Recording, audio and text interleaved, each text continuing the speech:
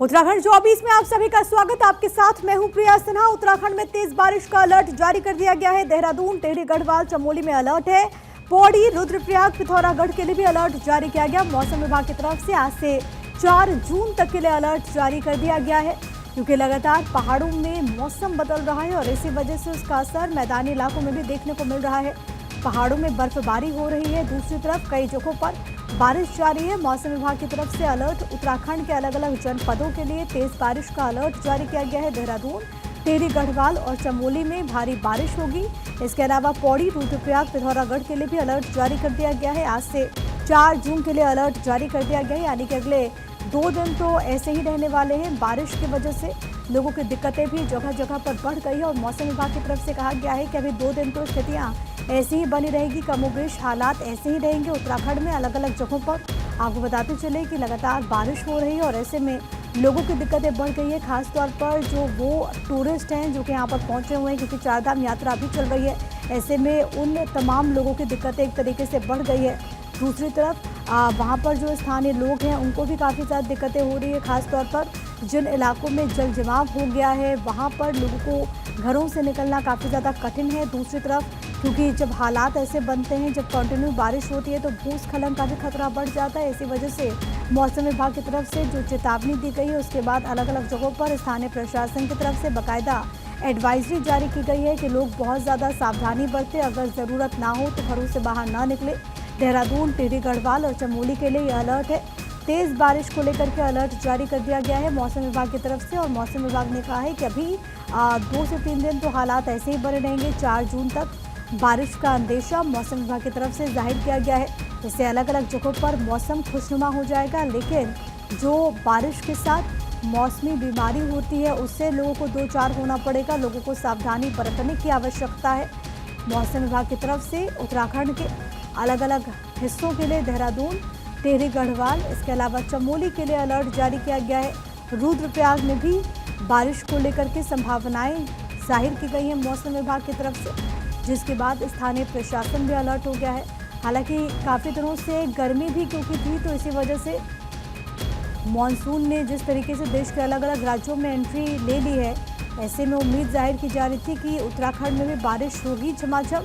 और अब मौसम विभाग की तरफ से कहा गया है कि तेज़ बारिश यहाँ पर होने के आसार हैं। खासतौर पर इन 1-2 दिनों में ज़्यादा बारिश होगी। मौसम विभाग की तरफ से 4 जून तक के लिए तेज़ बारिश को लेकर के अनुमान जताया गया है। उत्तराखंड के अलग अलग जनपदों में तेज़ बारिश को लेकर के मौसम विभाग का ये अनुमान है। हरीश थपलियाल मेरे साथ, मेरे सहयोगी इस वक्त कनेक्टेड हैं। हरीश, फिलहाल उत्तराखंड में क्या स्थिति बनी हुई है? जी देखिए, उत्तराखंड में आज मौसम का मिजाज बदला हुआ है और प्रदेश के पर्वतीय और मैदानी जिलों में कहीं कहीं हल्की बारिश के साथ जो है तेज गर्जना हो रही है और इसका पूर्वानुमान मौसम विज्ञान केंद्र ने जताया है। वहीं इन कह सकते हैं कि तेज झोंकेदार हवाएं भी चल सकती है। मौसम विज्ञान केंद्र ने यह पूर्वानुमान जताया है।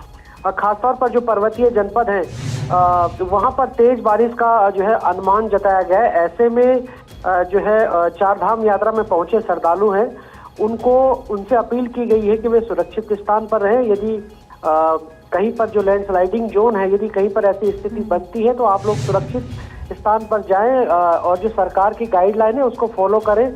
साथ ही साथ पिथौरागढ़, बागेश्वर, चमोली, उत्तरकाशी ऐसे जिलों में तेज बारिश की आशंका जताई गई है, ताकि कह सकते हैं कि 50 किलोमीटर प्रति घंटा की जो तेज झोंकेदार हवाएं हैं वो भी यहाँ पर चल सकती हैं। ऐसे में सभी को अलर्ट रहना होगा और सरकार का संबंधित विभाग को यही निर्देश है कि जो जीवन रेखा से जुड़े डिपार्टमेंट है उनको अलर्ट रहना होगा, ताकि पहले ही जो है जो चारधाम यात्रा में पहुंचे या जो स्थानीय लोग हैं वो अलर्ट रह सके। जी बिल्कुल, और ये ज़रूरी भी है क्योंकि तेज़ बारिश को लेकर के आसार जाहिर किया गया। और सबसे बड़ी बात है क्योंकि उत्तराखंड में हम पहले भी देख चुके हैं, जब कंटिन्यू बारिश होती है भूस्खलन की समस्या बहुत ज़्यादा बढ़ गई है। ऐसे में अलग अलग रूट्स पर क्या वैकल्पिक इंतजाम आप देख पा रहे हैं हरीश? जी बिल्कुल, देखिए कह सकते हैं कि समय से पहले इस बार मानसून आ रहा है और ऐसे में आपदा प्रबंधन की लगातार संबंधित अधिकारियों के साथ बैठक है। जो एक्सीडेंट प्रोन इलाके हैं, जो आपदा संभावित इलाके हैं, उन क्षेत्रों में ऑलरेडी पहले से ही डिप्लॉयमेंट फोर्स का किया गया है, आपदा मित्रों का वहां पर डिप्लॉयमेंट किया गया है। उत्तरकाशी, चमोली, पिथौरागढ़, रुद्रप्रयाग। ऋषिकेश से जो चारधाम यात्रा रूट है, जगह जगह पर पॉइंट्स बनाए गए हैं। जिन जगहों पर संभावना है कि बारिश के दौरान यहाँ पर लैंडस्लाइड हो सकता है, वहां पर आपदा की स्थिति बन सकती है, ऐसी जगहों पर प्रशासन के जो संबंधित अधिकारी हैं, स्थानीय प्रशासन के लोग हैं, वो वहां पर उनका डिप्लॉयमेंट किया गया है ताकि किसी प्रकार की कोई किसी को दिक्कत ना हो सके। और लगातार संबंधित जिलों के जो जिलाधिकारी हैं वो इसकी मॉनिटरिंग कर रहे हैं। जो आपदा प्रभावित क्षेत्र है उन क्षेत्रों की बारिश में क्या पूरी तरीके से शासन और प्रशासन मौसम को लेकर के अलर्ट है। बहुत शुक्रिया हरीश तमाम बातचीत के लिए।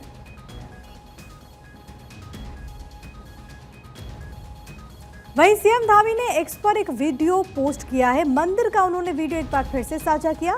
श्री कल्पेश्वर महादेव मंदिर का ये वीडियो है। श्री कल्पेश्वर महादेव मंदिर भगवान शिव को समर्पित है। उन्होंने अपने पोस्ट में लिखा कि चमोली जनपद की दिव्य भूमि पर स्थित श्री कल्पेश्वर महादेव मंदिर भगवान शिव को समर्पित पंच केदारों में से एक पवित्र स्थल है। यदि आप चमोली की यात्रा पर हैं तो आध्यात्म और शांति का अनुभव करने के लिए श्री कल्पेश्वर महादेव के दर्शन जरूर करें। काम तेरा होता जाएगा, काम वो करते जाएंगे, भोलेनाथ को जपने वाले हार कभी ना पाएंगे। ढूंढ लजा कर पूरे जग में कहीं नहीं मिल पाएंगे, झांक लजा कर अपने मन में महादेव मिल जाएंगे। वहीं गायत्री परिवार के संस्थापक की आज पुण्यतिथि है। आचार्य पंडित श्री राम शर्मा जी की पुण्यतिथि। सीएम धामी ने उनको श्रद्धांजलि दी। उन्होंने अपने पोस्ट में लिखा कि महान आध्यात्मवेता, युग दृष्टा, दार्शनिक गायत्री परिवार के संस्थापक आचार्य पंडित श्री राम शर्मा जी की पुण्यतिथि पर कोटिशः श्रद्धांजलि। आपने जीवन पर्यंत तप, साधना और विचारों के माध्यम से समाज को आत्म उत्थान, सेवा और संस्कारों की दिशा दी। आपके विचार हम सभी के लिए प्रेरणा स्रोत हैं।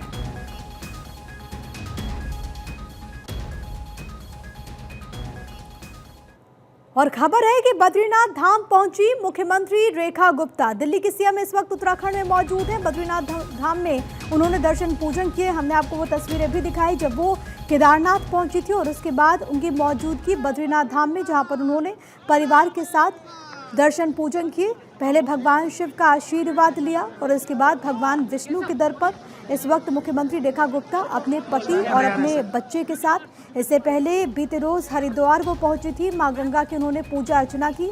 दिल्ली सरकार ने अपने 100 दिन का कार्यकाल पूरा कर लिया है और उसी के बाद लगातार ईश्वर के दर पर दिल्ली के मुख्यमंत्री रेखा गुप्ता अपने परिवार, अपने पति और अपने बच्चे के साथ, इससे पहले मां गंगा के उन्होंने हरिद्वार में हर की पैड़ी में दर्शन पूजन किए और उसके बाद वो केदारनाथ धाम पहुंची। और अब बद्रीनाथ की तस्वीरें जहां पर कमेटी की तरफ से उनका यहां पर स्वागत किया गया है और भगवान विष्णु का आशीर्वाद मुख्यमंत्री रेखा गुप्ता ने यहां पर हासिल किया है। दिल्ली के सीएम जो कि इस वक्त उत्तराखंड के दौरे पर है और सबसे बड़ी बात है कि बतौर मुख्यमंत्री एक बड़ी जिम्मेदारी दिल्ली की।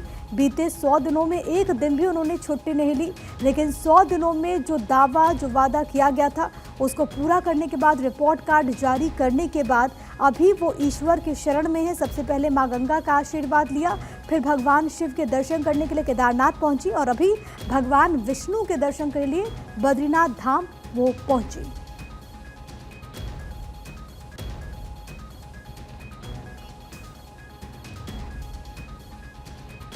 दिल्ली के मुख्यमंत्री की तस्वीरें हम आपको इस वक्त दिखा रहे हैं और इसी बीच आपको ये भी बताते चले कि आज सुबह सुबह मुख्यमंत्री रेखा गुप्ता केदारनाथ मंदिर भी पहुंची थी। वहां पर उन्होंने भगवान शिव की आराधना की। वो तस्वीरें भी आ चुकी हैं, वो तस्वीरें भी आपको दिखा देते हैं जब मुख्यमंत्री की तरफ से केदारनाथ में दर्शन पूजन किया गया था और उसके बाद हमने आपको बद्रीनाथ की तस्वीरें भी दिखाई। इस वक्त उत्तराखंड में मुख्यमंत्री दिल्ली रेखा गुप्ता की मौजूदगी है। आगे भी जो तस्वीरें सामने आएगी आप तक पहुँचाएंगे, लेकिन फिलहाल बात करेंगे लक्सर की, जहाँ पर अब्दीपुर गाँव के जंगल में पॉपुलर के पेड़ को काटने के मामले सामने आ रहे हैं। बताया जा रहा है कि दबंगों ने रातों रात सैकड़ों पेड़ काट लिए। ग्राम प्रधान और स्थानीय लोगों ने पुलिस और राजस्व विभाग के अधिकारियों को शिकायत दी, जिसके बाद पुलिस ने पेड़ की कटाई को रुकवा दिया। हालांकि पुलिस कार्रवाई की बात कर रही है, वहीं प्रधान का आरोप है कि काम प्रशासन की मिलीभगत से हो रहा है। ये मुझे सुबह सूचना मिली कि ग्राम समाज की भूमि है, नदी का नंबर 131, 131 क्या है। जब सूचना मिली तुरंत मैं यहाँ पर आया और मैंने तुरंत ये रुकवाई। इसकी मैंने सूचना तहसील के सभी अधिकारियों को दी, पुलिस को दी, वन विभाग को दी। अभी तक कोई अधिकारी नहीं आया, सिर्फ एक पटवारी आ रहे हैं जो हमारे रविंदर जी हैं, वो आ रहे हैं। इसमें तो हमने एसडीएम साहब को व्हाट्सएप द्वारा जानकारी भी दी उसी दिन, जब वो पहले कटे हुए 10-11 लाख के पेड़, जो उसमें कुछ हुआ तो है नहीं, कार्रवाई कुछ नहीं हुई, कोई जांच नहीं हुई, कोई कुछ नहीं। अब ये आज काटे गए जो पेड़, ये भी लगभग 7-8 लाख रुपए के पेड़ हैं, आपने देख भी लिए।